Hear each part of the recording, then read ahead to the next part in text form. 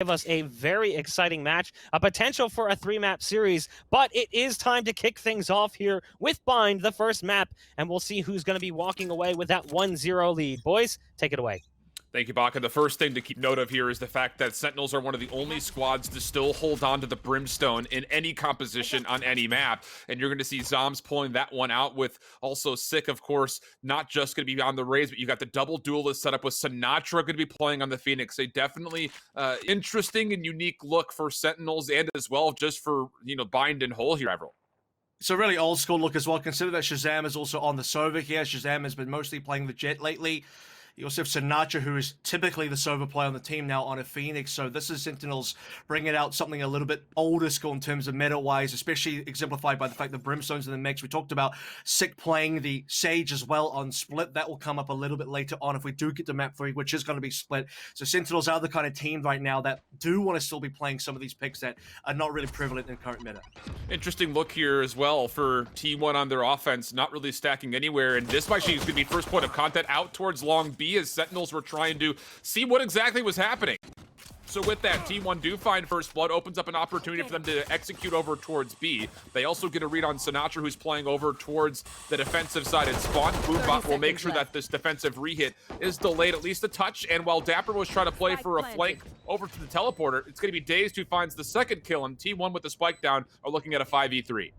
And T1 have a massive advantage here. I'm not just talking about the player numbers, but they have full control over Hookah as well. Long as theirs.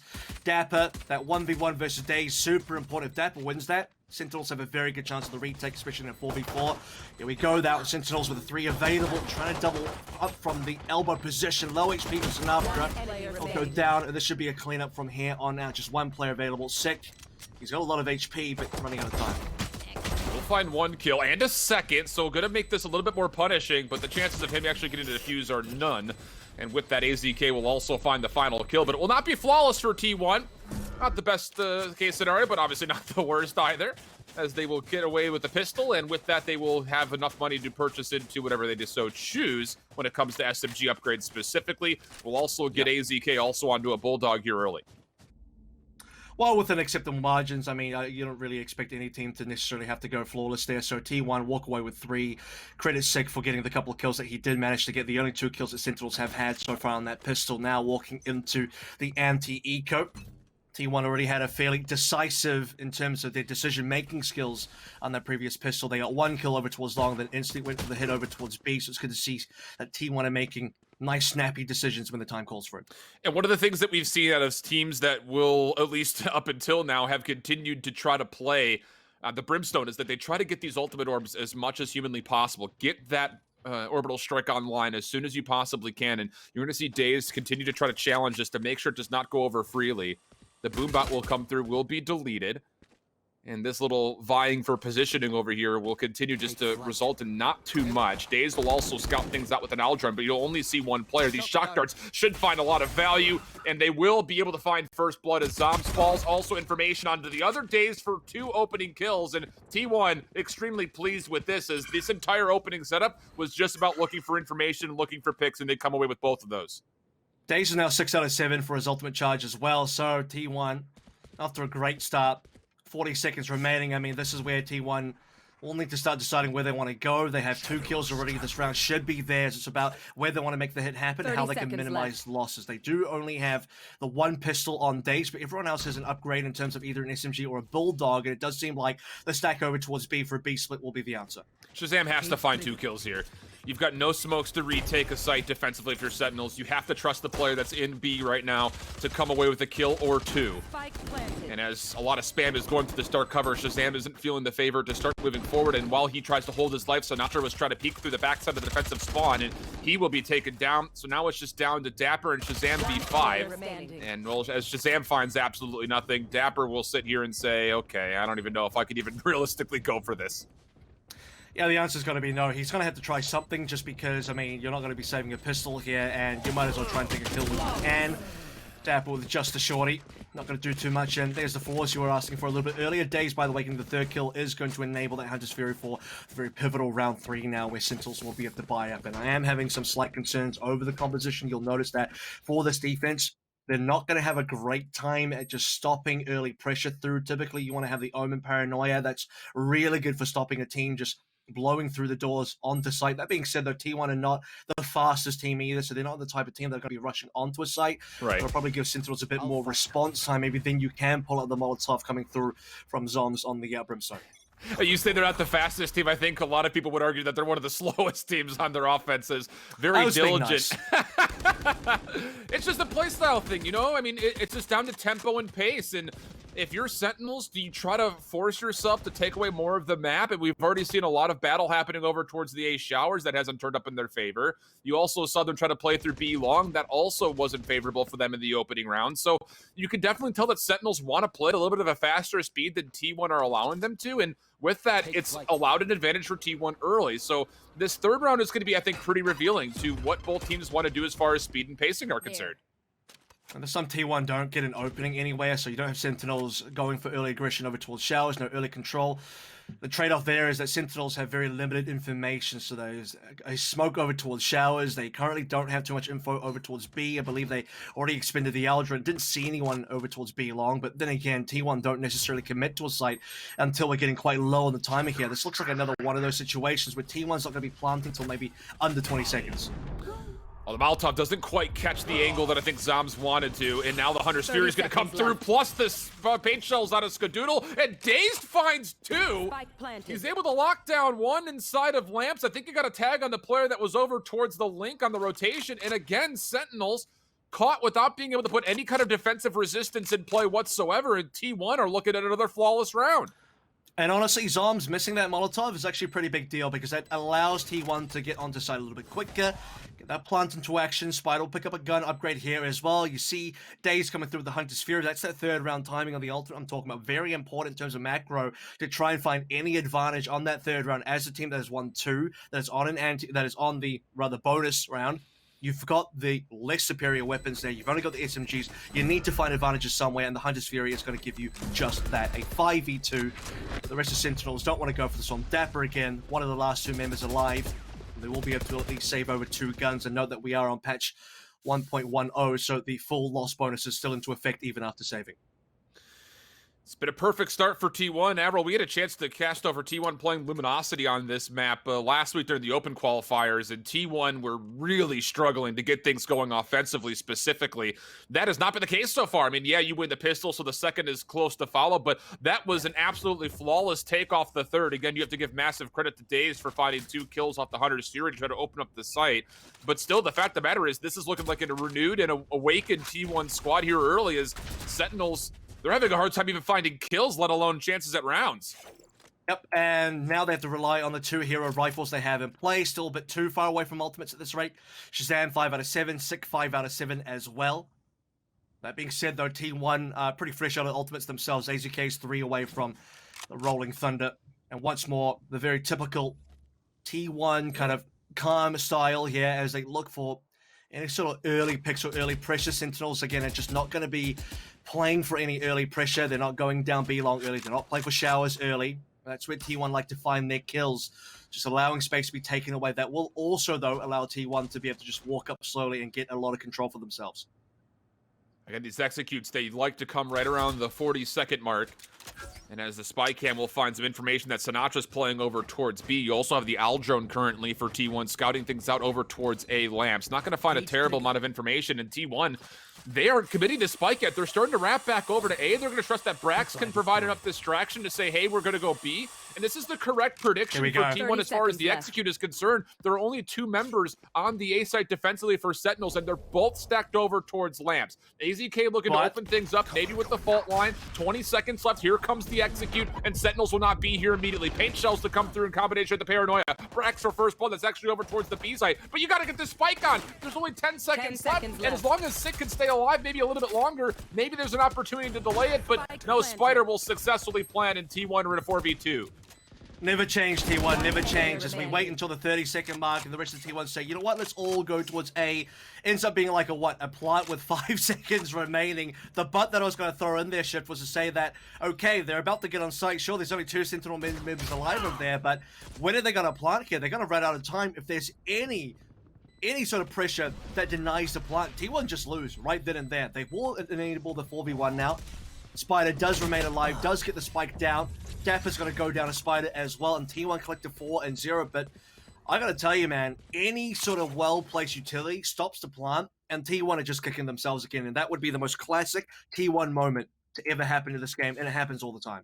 Yeah, it's just one of those things that it's all off the backhand of everything being used at once for T1. Paranoia, paint shells, recon bolts, shock darts, everything is being thrown when they execute.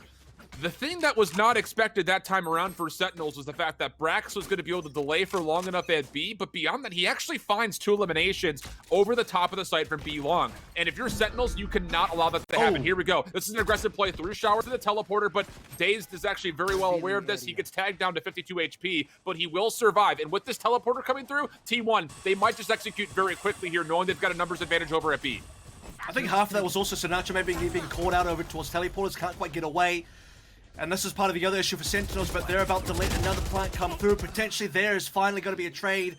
Sentinels have been really failing to stop these pushes in, despite how slow they've been. Sentinels just don't get the kills on site when it matters. This time they get the 1. Sentinels will have even numbers for the retake.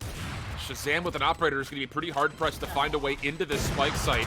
You also have to keep your eye on sinatraa, who's going to try to play through hookah. Skadoodle needs to stay alive. You cannot fall here if you're Skadoodle. Your whole responsibility is to make sure nobody pushes through these doors. But now as sinatraa finds a kill for the back, ShahZam also with an operator. 4v2 situation. Time's going to become a problem here if they can't find a way to clear out Brax early. Blaze wall goes down, spam shots coming through, and Brax he snaps for a 3rd kill! Now it's just down to ShahZam on the spike, the Neurocept's gonna come through, DaZeD able to find the kill, and T1, they'll hold the post plan and go up 5-0 as there's not enough time for zombs to do anything at all besides back away and save. Yep, another save coming through for Sentinels, and I want you to pay attention to the scoreboard when we come back to the next round as well, because prior to this round, in the first 4 rounds for Sentinels, they only had 3 kills, 2 on Sek, and 2 of those kills, by the way, for Sek came in that opening round, the pistol. So the other 3 rounds that were in play after the pistol, only 1 kill on dapr, and that's it. Now, we got a few more in there. It's dapr on 2, Sek still on 2, sinatraa and ShahZam on 1 each, but again, before this round, they only had 3 kills among all of them over 4 rounds. So again, the point stands that Sentinels have been really struggling to try and make trades happen as T1 hit the site. When the execute comes through, Sentinels, whoever's on that site, they fall over. And that's been a bit of a problem. They have been saving, which means they will have guns again. But they've also had to save quite a few rounds in a row. Here comes Hunter's Fury to maybe click Brax. And Brax will sidestep it, will stay alive, and actually not take any damage either. So as far as Sentinels are concerned, you lose some defensive pressure of the Hunter's Fury. You do have a showstopper to use, and that's going to be with Sik sitting up top towards Heaven. There are members for T1 that are lingering over towards A, but again, the execution we don't expect for another 30 seconds or so. And I don't know if that's a good thing or not here for T1. They do have Rolling Thunder available.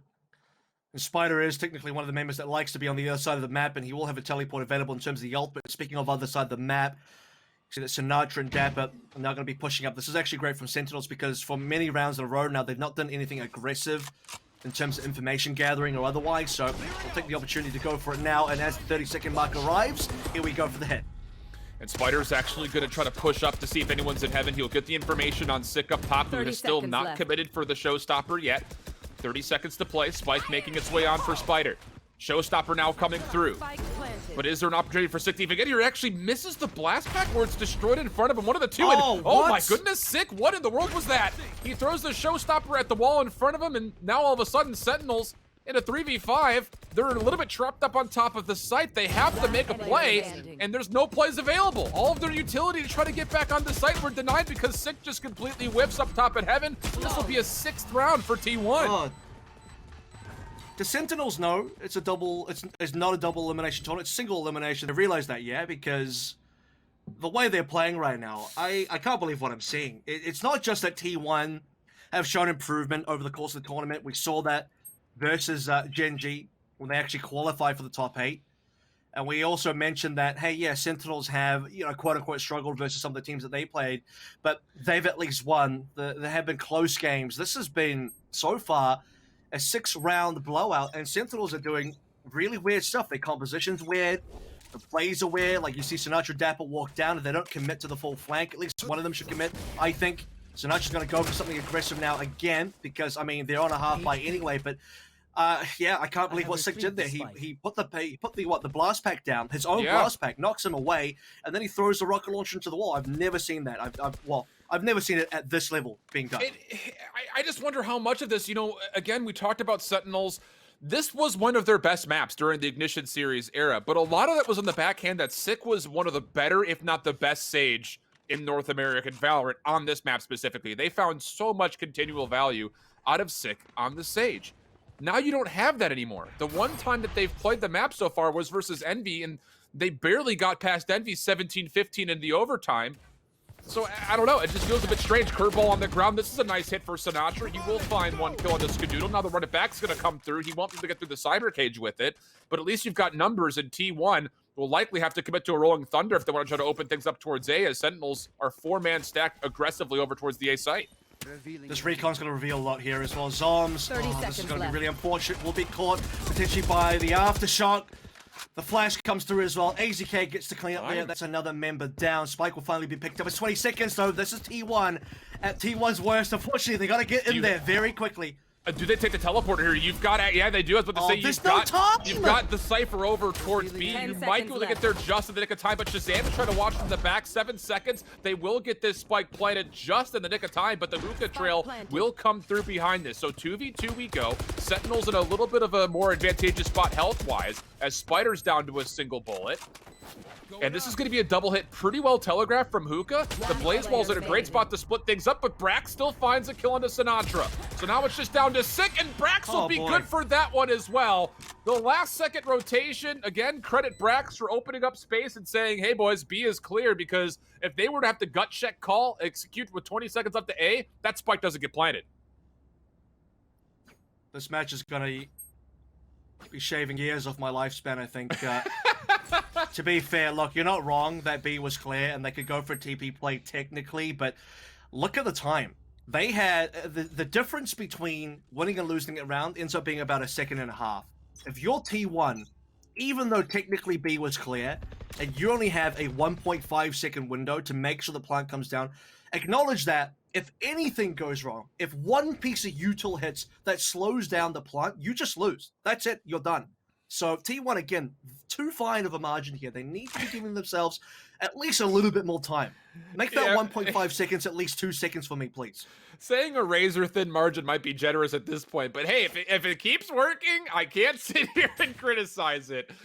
As again, they do a little bit of juggling with the spike. They continue to trust that Spyder is going to play. I mean, hey, it's working so far through this tournament, so as much as it might be kind of a elongated kind of resident sleeper play, it's not as explosive as a lot of teams like to play. It's catching a lot of teams off guard and it's working, so you can't complain with it. I definitely can, and trust me, later on, like it'll work until it doesn't, and then when it doesn't, I'll be smiling. I don't know, like I'm not trying to be too negative or aggressive about that, but right now, T1 need to consider the options. They do have a kill nice and early on. That's the Sphere being gone. Skadoodle in. Rolling Thunder, sorry, not Rolling Thunder, Orbital Strike coming into play. The rocket launcher won't be fired this time around. This is Sentinels with an actual opportunity. They are trying to hold on. They have a trade and 3 members going for the retake. It's actually a massive pick for Spyder. They can once again take the teleporter through late. They read all the defensive members have come back over to A. The orbital strike is no longer there. So this should be a plant, but it's going to be contested on the post plant, as there's nobody here. DaZeD is still lurking for kills over towards B, and as Sick finds the kill into Spyder after the plant gets through, that'll be an easy defuse, no problem. T1.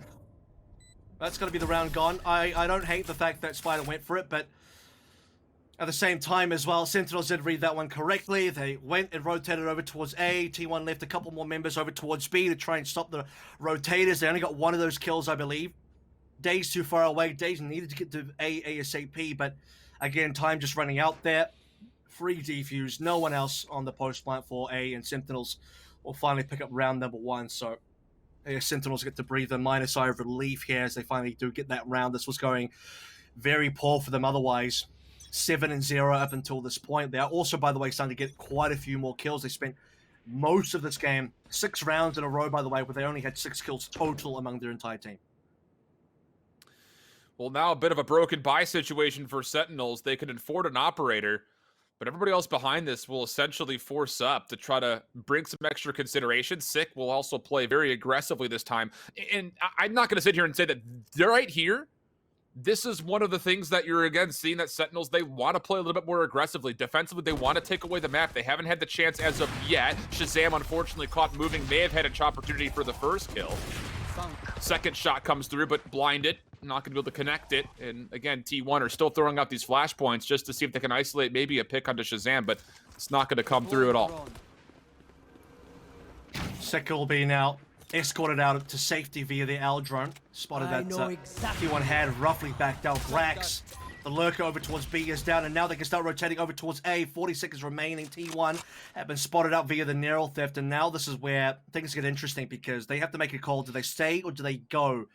And T1 might actually wait until the final second here to make that decision happen. Spike will go towards Showers. They will be committing towards A. Rolling Thunder might want to be committed here as well because they haven't cleared side. The fact they haven't entered site yet, we're hitting the 20-second mark. Double stack once again over towards Lamps. AZK setting up for a Rolling Thunder. Spyder's actually going to get caught by this, and he was the furthest one forward. So as zombs is able to find 2 kills, yes, the Boombot will find value, but again, the time is becoming an issue. No one has the spike right now. It's over towards A, Showers, and a Sick finds Spyder, who was trying to track back to it. There won't be enough time this time for T1 to plant. Maybe a bit of confusion as far as how they wanted to execute off of the Rolling Thunder as Spyder was caught in the middle of it, and Sinatraa will finish the final kill, and Sentinels all of a sudden 2 in a row. Shift, I want you to talk to me about how it works again, because I noticed this time around they had no time, and the spike was dropped over towards Showers, and they didn't have time to pick it up again. So I hate to feel vindicated, but no, there it is. I'm half joking, but at the same time, I don't.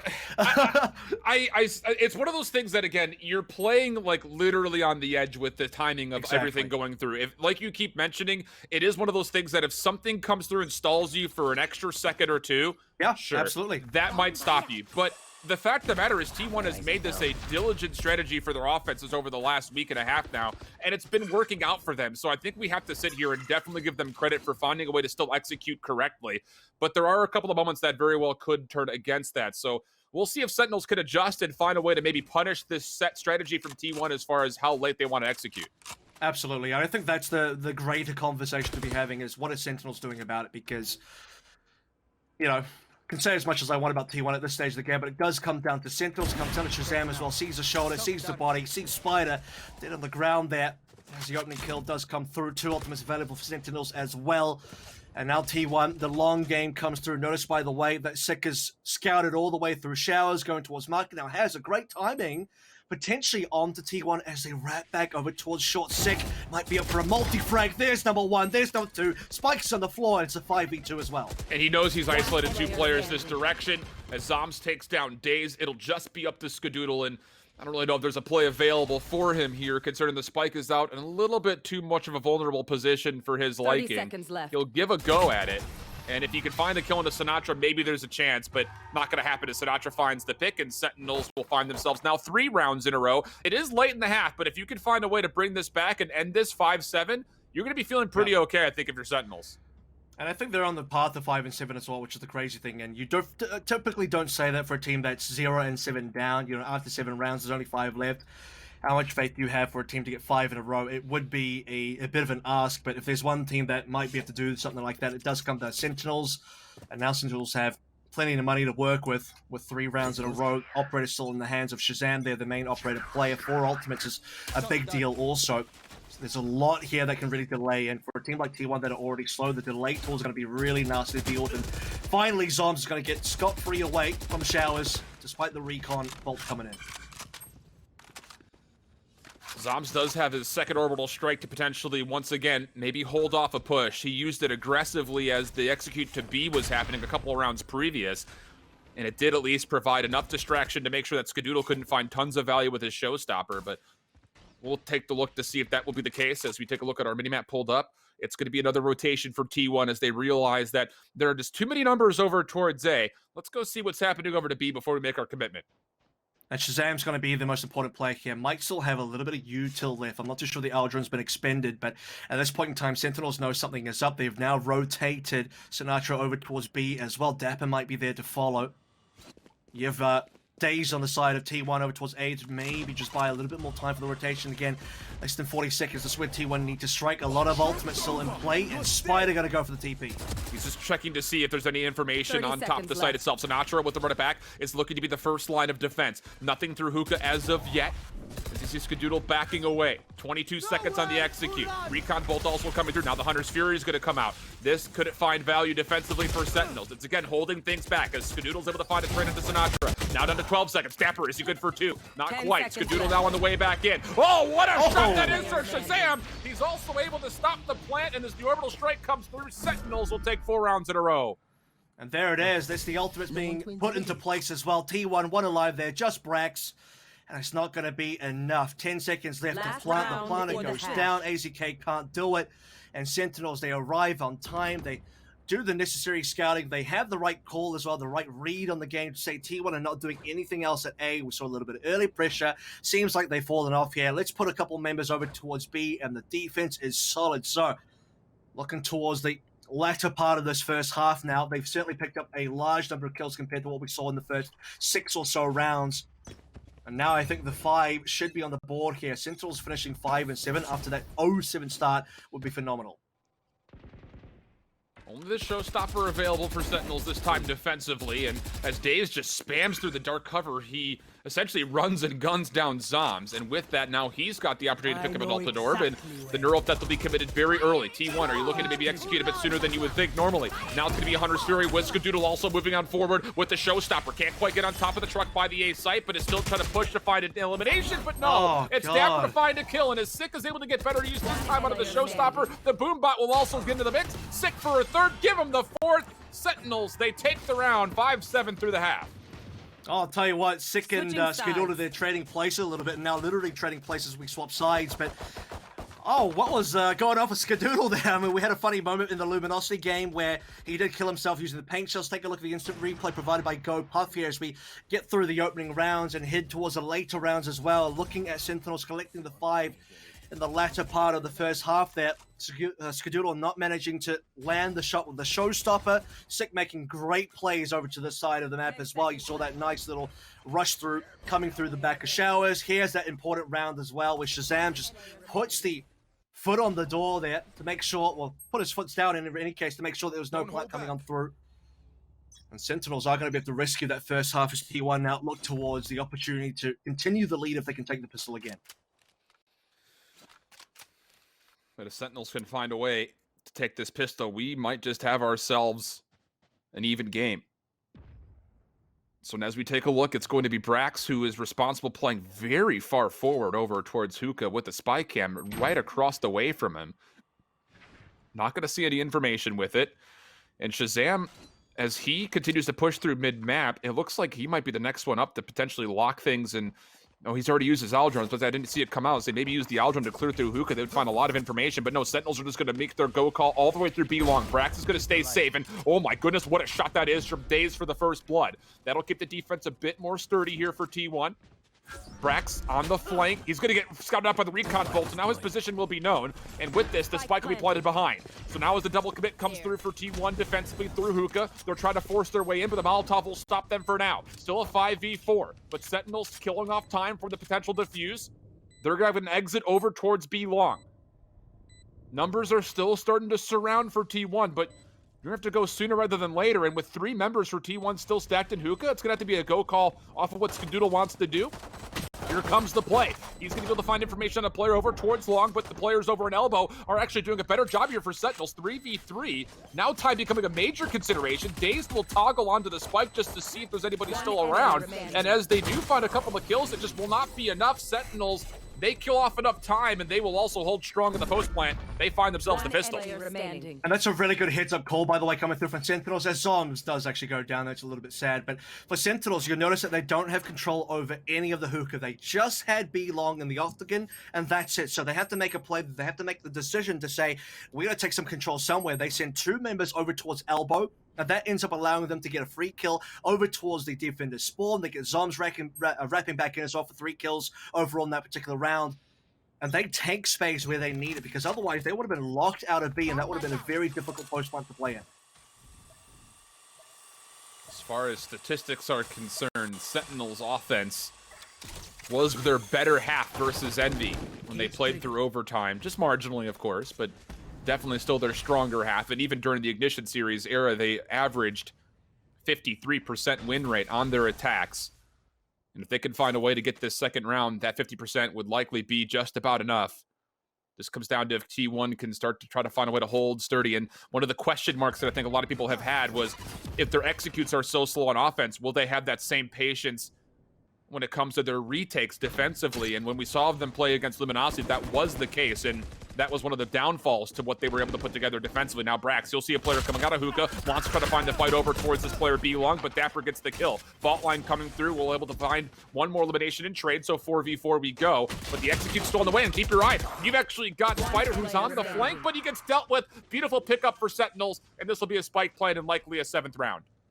I think you called it right there as well. You mentioned, okay, is this going to be T1 slow in the retake? It absolutely wasn't this time around. They had a very fast rotate. 3 members from A going over to B as fast as they can. Spyder going for the TP play. The other 2 members wrapping around the defender's spawn. The issue here, though, was just not enough equipment. I mean, Spyder's not going to be able to win the 1v1 with only a classic in hand. Now that they have the guns in play for the 3rd round of the half, this is where things get interesting. Notice, by the way, it's 7-7 now, so both teams have won 7 rounds in a row, respectively. Even though Sentinels, technically theirs will be spread over 2 different halves here. And great camera vision coming through from Brax as well, that spotted the fact that Zombs was getting smoked ready over towards Hookah, and that is always cause for concern, considering that's most likely where the hit's going to come through. So T1 role responded to, didn't have the equipment, they do now. They should have a much better round. Once again, Sentinels throwing a lot of early pressure over towards Hookah. Brax will scout out the Phoenix, but I don't know if he fully sees that. Zombs is also here, and as Sick actually pushes through, there was an opportunity to find the trade onto DaZeD, who got very aggressive through B long, and as Brax was again lingering over towards the front side of Hookah, he will also fall. Hot Hand's going to be used to get some self-sustain into play for Sinatraa, and this will lead to a likely free spike plant here at B, as again, the defense, you got to make a decision if you even go for this. You've got currently Skadoodle all the way still over towards A, and it looks as though T1 were considering the conversation for a moment, but then will punch their ticket saying that a save is in order for them. And to be honest with you, looking over towards what happened at B long, where I believe it was DaZeD that went down there, he gets that 1 kill, but he's kind of playing a bit of a solo mission. Typically, you would see 2 players pushing down there. If you wanted to make an aggressive play down B, we might have started with 3 defaulters at B. 1 holding Hookah, 2 walking down B long. Sometimes teams even put 3 players down B long, but for a solo walk down, you have to be fairly confident that you're not just going to run into the entire enemy team, where at that point in time, the best you can do is a 1-for-1 trade. And versus a team that are on their bonus round where Sentinels are concerned, they're not going to have full equipment, so that's potentially a free gun given over. Sentinels would love to get an upgrade onto the rifle off the back of DaZeD dying, so doesn't really bode well for the B players coming in. You also see that dapr played reasonably aggressively over towards Hookah as well. I mean, they have guns here. They're not on the eco. They're not on the half-buy with SMGs or Judge or something. They don't need to be too far up by themselves in some cases. I know we're looking towards... Brax and DaZeD. Brax having the situation, not dapr, it's Brax I'm talking about here. Brax did get a nice camera angle to check for things earlier, but again, we have 2 players kind of by themselves, both dying, only 1 trade happening over towards B. And for Sentinels, that's a fairly simple round after the 2 kills came through.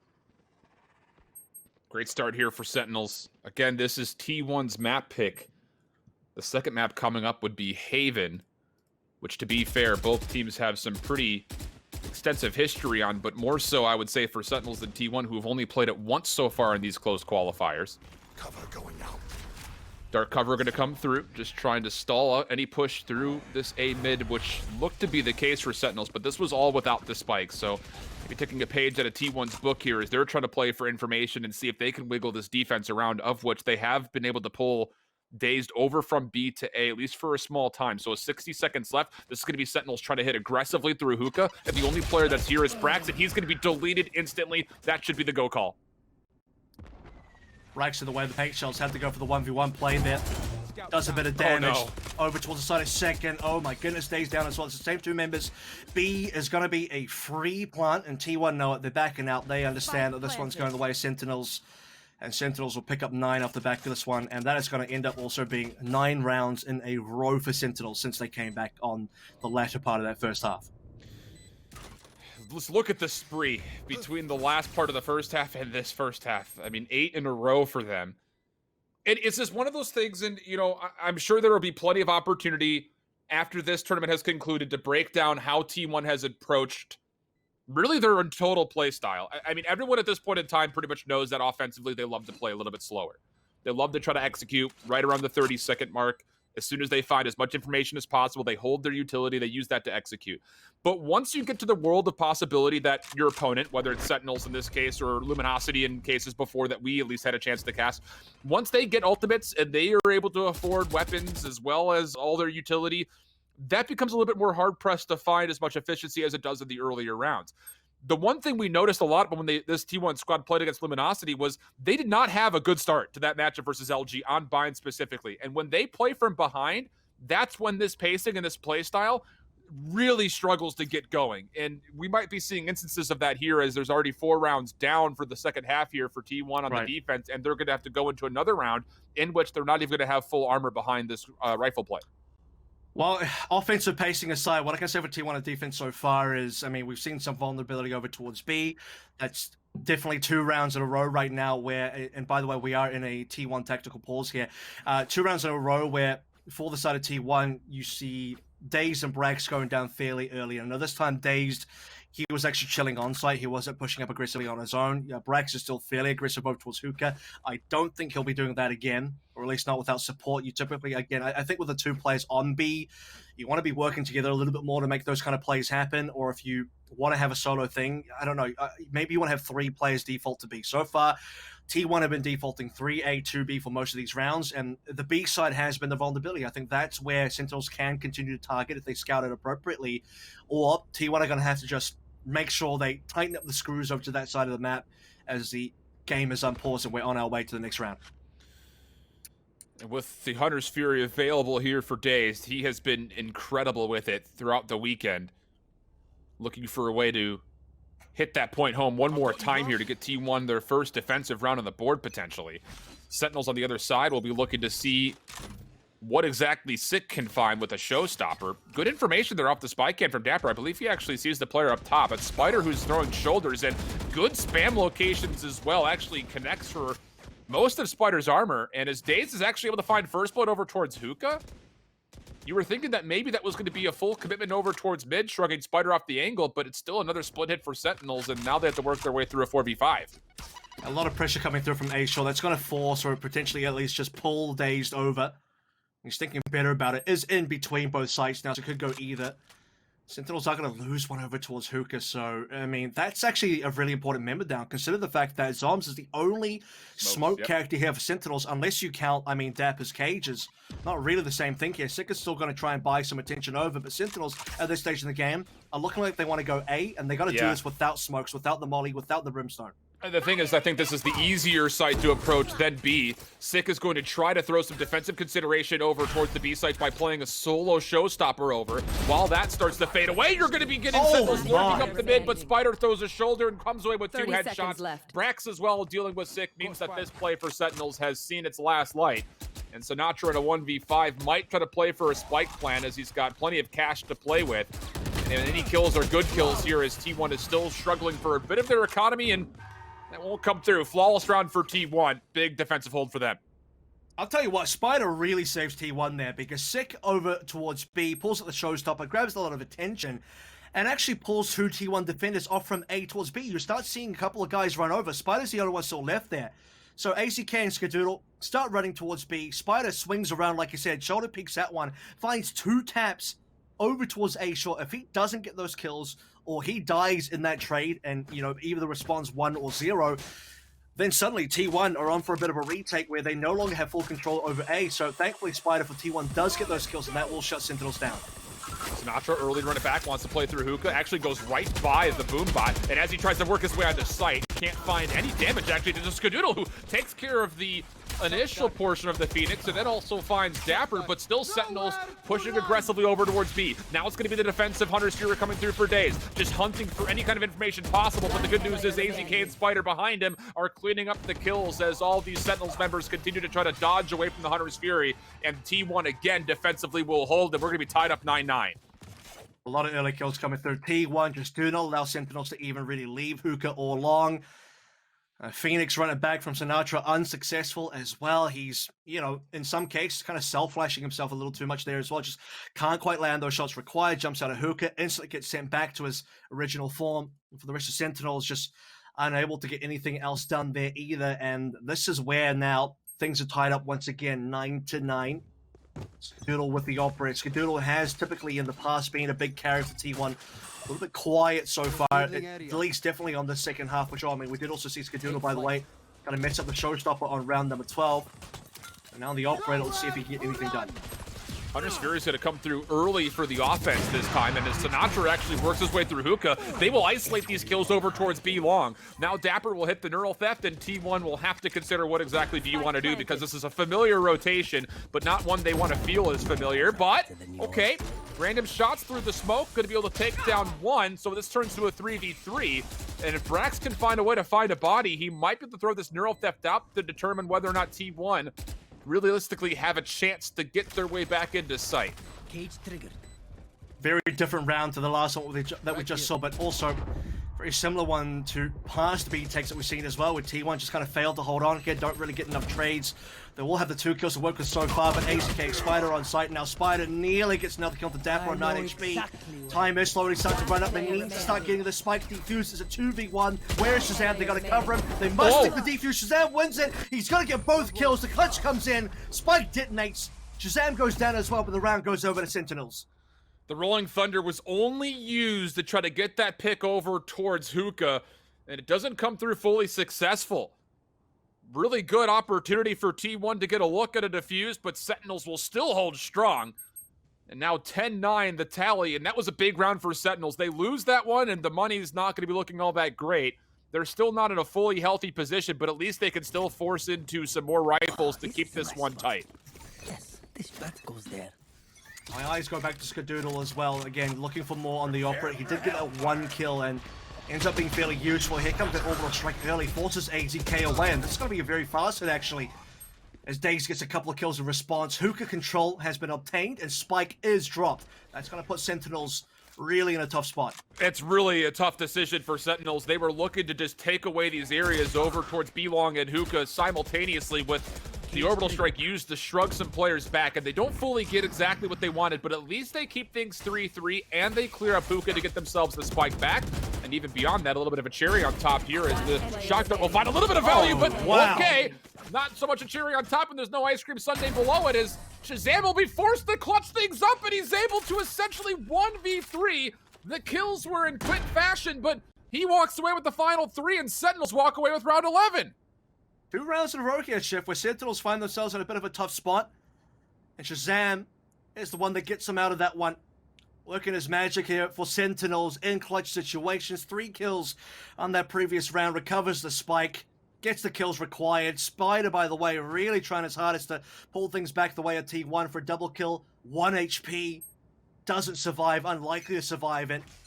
A last 1v1 that goes the way of Sentinels to put themselves 2 ahead now as T1 go for, what is this, a 4 spy? They won't have a lot of money left after this one. Run it back for sinatraa, earned off of this orb as well here, Avril. That could play into what Sentinels want to do to execute here, whether it's A or B, really, but it's a big orb to be picking up here early for Sentinels. We're trading util coming through from both of these Raze players onto B, and this time T1, by the way, are now starting to default more members towards B. As that's happening, sinatra's already in, run it back being played, Sentinels are on A. Not going to commit for a plant as of yet. Recon Bolt's going to come through. Brax will deny information by walking into the dark cover through A showers. This is a big position for Brax. Spyder up top just needs to hold his life as T1 is fully here. And you're also looking at one player on the long flank. It's DaZeD who's going to stop any exits from coming out. And Sentinels will finally commit to trying to get the spike planted. Paint Shell's trying to deny.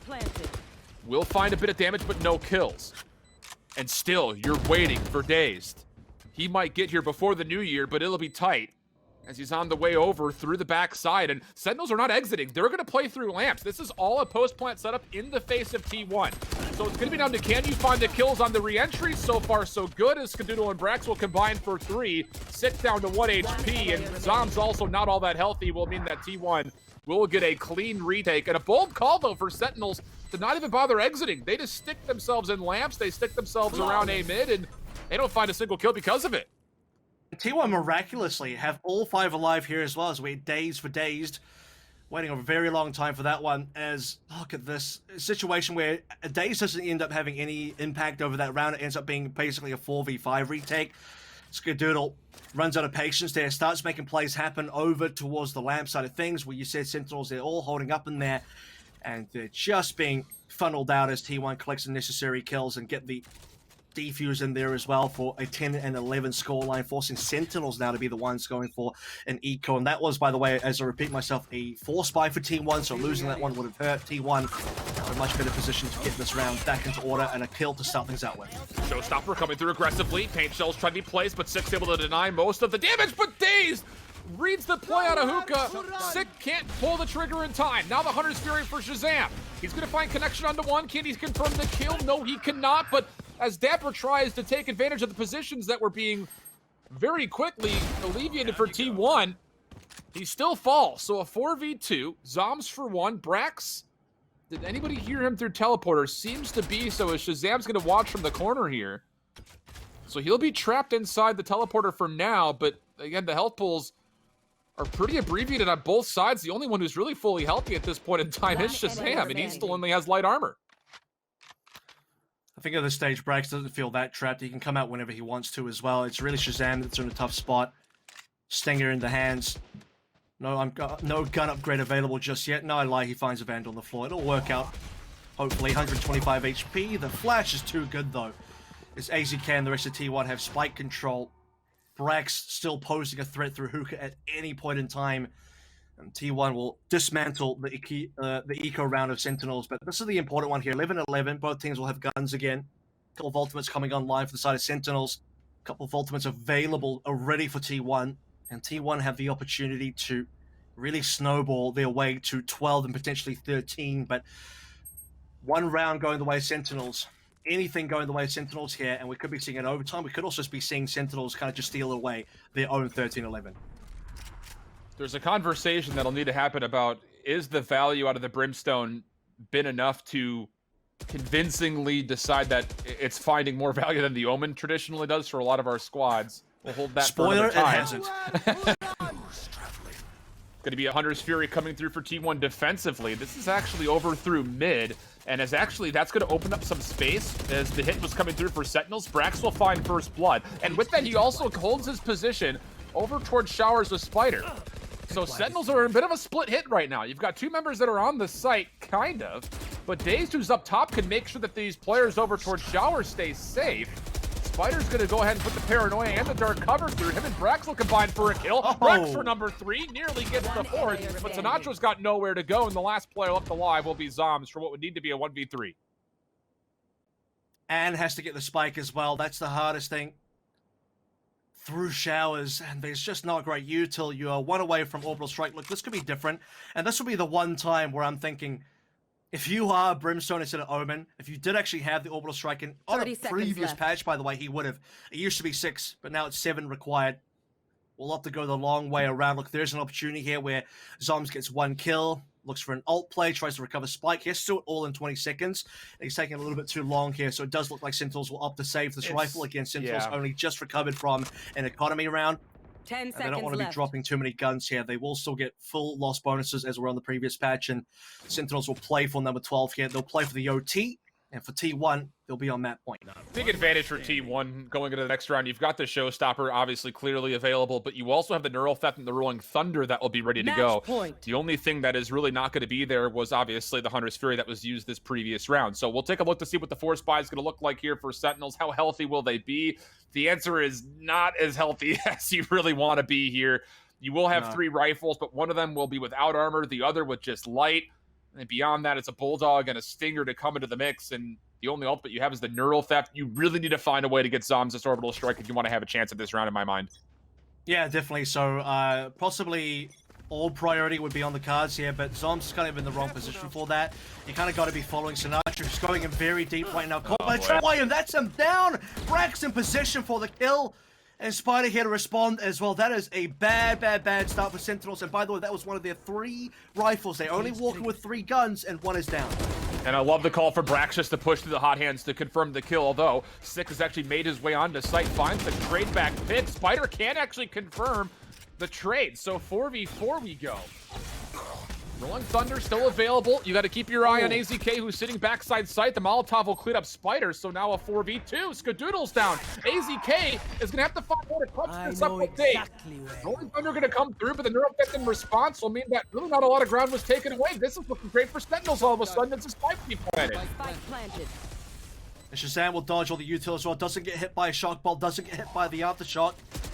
Rolling Thunder does very little in that situation, as well as Daze will swing by for 1 kill. AZT on his lonesome for another. It's a 1v2. Half HP over for Sick as well.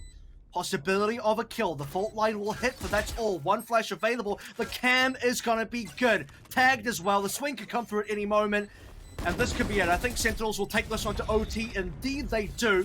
And a 12 for 12 confirmed.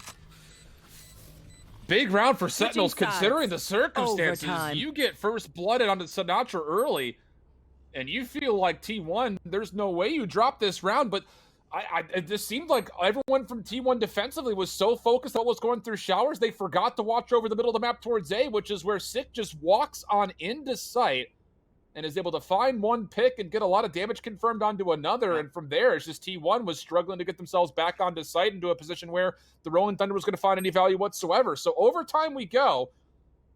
And it looks like, at least for this round, neither team has really been finding a lot of pressure or a lot of value out of the operator. So we're not going to see anybody taking that risky play here and try to go for that $5,000 purchase. And that's the thing, because there's no jet in play. I think typically you want to have a jet.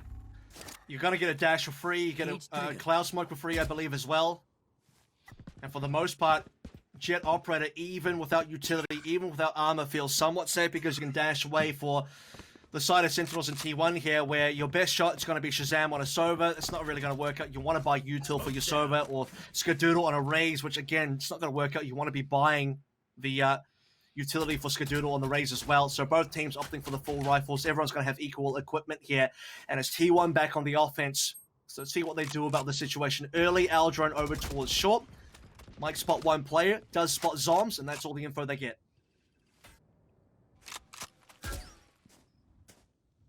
Recon Bolt will only see Brax over towards B long. Spike still sitting mid-map. AZK, who was able to take control of showers early, will now have a duo with him. It's DaZeD that's going to be playing with him, and it looks like with this position, T1 are eventually going to commit over towards A as they realize that the Sova's playing towards B. Don't know if they got information that Sinatra's also over there. There's the fault line. Recon Bolt behind it. And with the flash also coming through. No, it's 6! Wow. He gets a collateral lineup. Still alive with 54 HP. The softball up over the top. Dom's able to find the final 3. But what a play from Sick to double up on the 2 players coming through shower to give Sentinels the first round in OT. And that's dominant right there. That is Sentinels putting out a message in this overtime saying, look, first of all, you got to map point. We'll push us to OT. And in that OT, we're going to make it really count right now. The Sentinels get the offense again. And on their offensive side, they technically won that. I mean, look at the round summary here. It's 5 rounds to 7 overall for T1. Defense versus offense on that previous half. And it's that first half of the scam that you're going to have to refer back to, because T1 had such a huge lead, a 7-0 lead, that they give up down to a 5-7, and that could be what ends up costing them this entire map, looking at how close it's been so far.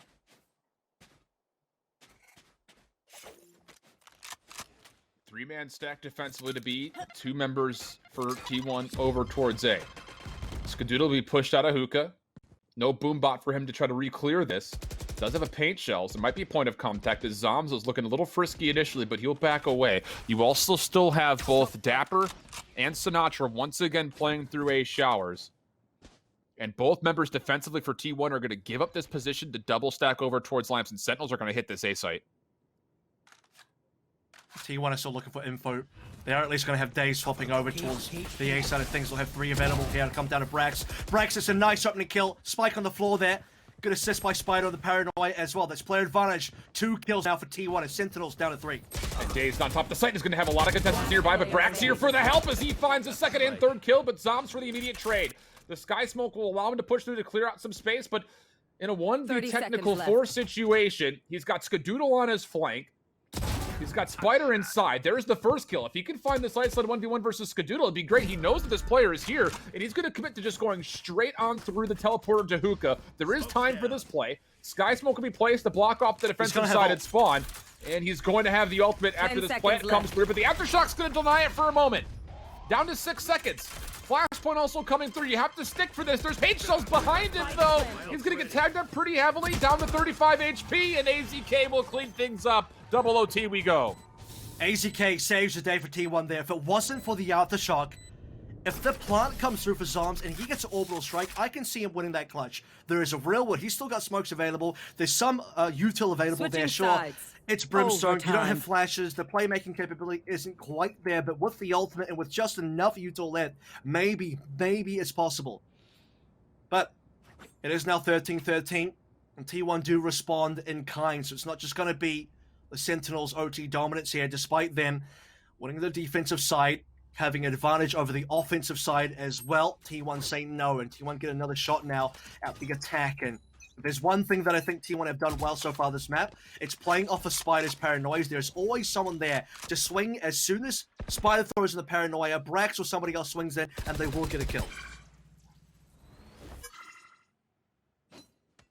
Aldrone pushing through B long for ShahZam. I don't believe it sees any information whatsoever. And in moments like this previously, ShahZam would say there's nothing here. I'm going to go ahead and push through, but this time he's going to hold a little bit of restraint as DaZeD now with his Aldrone will try to scout things out. He will see that the Raze is going to be positioned over towards lamps. And now as the boombot comes through, that'll also be deleted. A lot of patience being exercised by both of our squads so far. Sentinels have a crossfire set up over towards hookah as well, and they would love to have some players walk in their general direction. T1 might still go for this one. T1 not afraid to go for the very late rotations as we've seen. As one boombot will keep players busy over towards B on the Sentinels side of things. And for T1, it does seem like that there, because they're stacking the spike over towards the shower side, 3 over towards short, they are going to make the play here. However, I do remind everyone, T1 did lose spike and showers on the very similar play previously. This time, however, they get a 5v1. Yeah, this is a 5v1 situation, and I think a lot of this calls on the fact that Raze had used all of their ultimates, or pretty much all their utility coming through, and it's DaZeD and AZK find 2 kills. That'll be a free spike plant. Defensively, Sentinels will have an ability to get here pretty quickly. Spike planted. But the problem is in a 3v5, and now with the Hunter's Fury being earned, how do you possibly retake this? DaZeD has already moved his way all the way back over towards spawn to stay safe for a clutch. It's going to have to be very clean here for Sentinels, and as AZK finds an elimination, I don't think clean is on the cards here. Curveball will come through. Sinatraa will at least find that trade, but it's going to take a lot more than this. These kills are fine, sure, but it's going to be a 1v3, and there's going to be no opportunity to find a kill on the DaZeD. And here will be the play coming through. Spyder cleaning things up. T1 take the edge to the second OT. Just too many players alive there for T1. It's a 3v1 at the end of the day as well. Sinatraa tried his best over there with his teammate ShahZam, and it's just like, oh, dapr rather, and he even gets a team flash in there, funnily enough, just tries to kill the player on bench. He flashes both himself and dapr. They do get that kill, but what it really comes down to is the fact that it was a 5v1 to hit the site to begin with. Sentinels unfortunately gambled too hard over towards B, not enough info gathering to see what was actually happening at B, didn't realize it was going to be an A hit, and like you mentioned there as well, Sick used up all of his Raze utility, so even if he was there, I don't know how effective he would have been. I mean, we have seen a couple of really nice collaterals come into play. Let's see if they can do that again. Those Sentinels up quite aggressive over towards B. And there are a couple of members here. AZK is very far forward. He's by himself. Skadoodle also playing aggressively to hookah, but he's going to find 1 kill. It'll be a 1-for-1 trade. Blast packs going back and forth. Curveball now coming through, but Spyder's here for a little bit of help, and the hookah teleporter play will come out. T1 with a big advantage. 4v2. Dapr's on site. He has to commit. Now moving his way through. You'll see information on the DaZeD, but he can't confirm the kill as of yet. The spam shots will eventually be there, and as ShahZam nearly lines up a double, it's all down to dapr. 1v1. Neural theft will come through, but he knows the spike is down, and beyond that, Skadoodle, also aware of that information, takes the challenge. But Skadoodle, hold passive, gets the dub, and T1 take map 1.